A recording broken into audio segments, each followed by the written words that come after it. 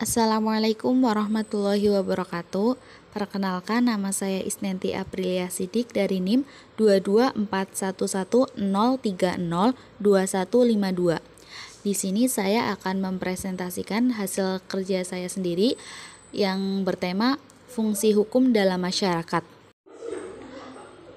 Outline yang akan dibahas yaitu yang pertama, institusi sosial dan hukum, yang kedua, sistem sosial dan pengendalian sosial, yang ketiga ada hukum sebagai mekanisme pengintegrasian, dan yang terakhir ada hukum dan rekayasa perubahan. Institusi sosial dan hukum.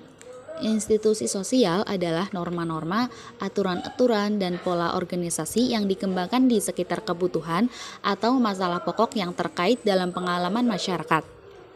Kehadiran institusi dalam masyarakat menjadi penting karena ada suatu proses yang harus ditempuh masyarakat untuk menjadikan institusi tersebut sebagai suatu sarana yang dapat menjalankan perannya dengan baik. Hukum sebagai institusi sosial secara umum bertujuan untuk menyelenggarakan keadilan dalam masyarakat, yang mana penyelenggaraan tersebut berkaitan erat dengan tingkat kemampuan masyarakat yang bersangkutan untuk melaksanakannya.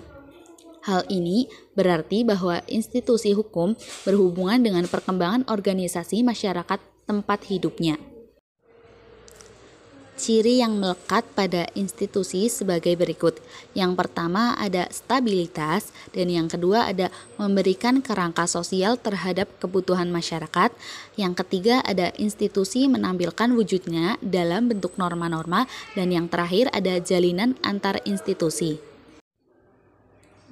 Sistem sosial dan pengendalian sosial. Pada dasarnya, sistem mengandung dua makna. Yang pertama, sistem sebagai wujud benda, dan kedua, sistem sebagai metode, tata cara, rencana untuk mencapai sesuatu tujuan. Kendali artinya kekang. Mengendalikan artinya menguasai kendali, memegang pimpinan. Pengendalian artinya proses atau cara atau perbuatan pengendalian atau pengekangan. Sistem sosial adalah suatu jaringan di mana bagian-bagian atau elemen-elemen jaringan tersebut saling mempengaruhi secara deterministik, atau menurut Soleman B. Taneko, sistem sosial dapat diartikan sebagai suatu keseluruhan dari unsur-unsur sosial yang berkaitan dan berhubungan satu sama lain, dan saling mempengaruhi dalam suatu kesatuan. Sistem pengendalian sosial adalah cara atau bagaimana mengendalikan masyarakat itu agar perilakunya tidak sampai menimbulkan masalah-masalah sosial baru yang dapat merugikan pihak-pihak lain, atau misalnya munculnya anarki. Anarki dapat merugikan semua pihak, baik bagi pelakunya sendiri maupun bagi lingkungannya. Cara mengendalikan masyarakat ada dua, yaitu langsung dan tidak langsung. Hukum sebagai mekanisme pengintegrasian.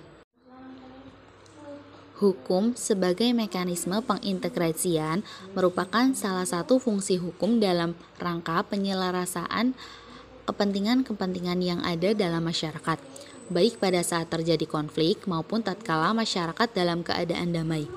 Hal ini patut dimaklumi karena tidak menutup kemungkinan adanya pihak-pihak tertentu yang salah atau keliru memahami fungsi hukum, seolah-olah hukum baru berfungsi sebelum terjadinya konflik, padahal hukum terjadi berfungsi sebelum konflik itu terjadi.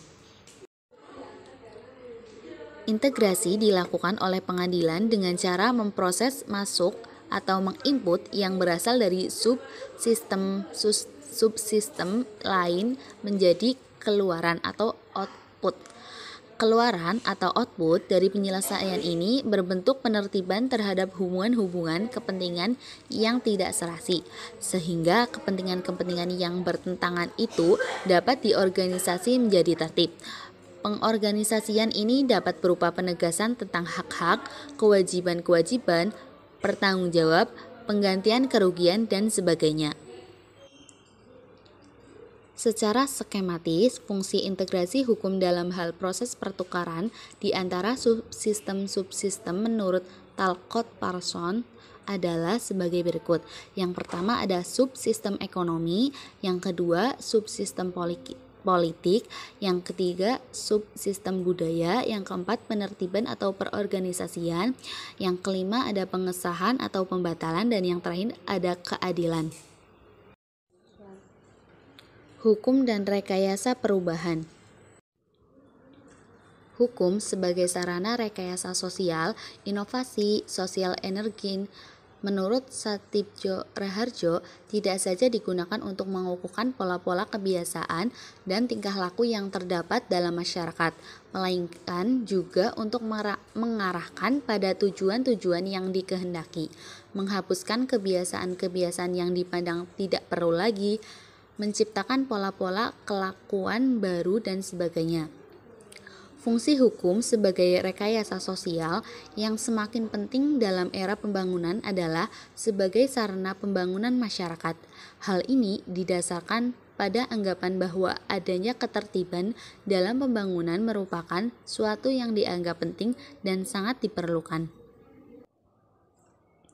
Ada dua macam konsep dalam kaitannya dengan fungsi hukum sebagai berikut. Yang pertama, predication of consequence, yaitu konsep mengenai ramalan mengenai akibat-akibat. Yang kedua ada konsep Hans Kelsen mengenai aspek rangkap dari peraturan hukum. Sekian, terima kasih. Bila ada kesalahan mohon maaf. Wassalamualaikum warahmatullahi wabarakatuh.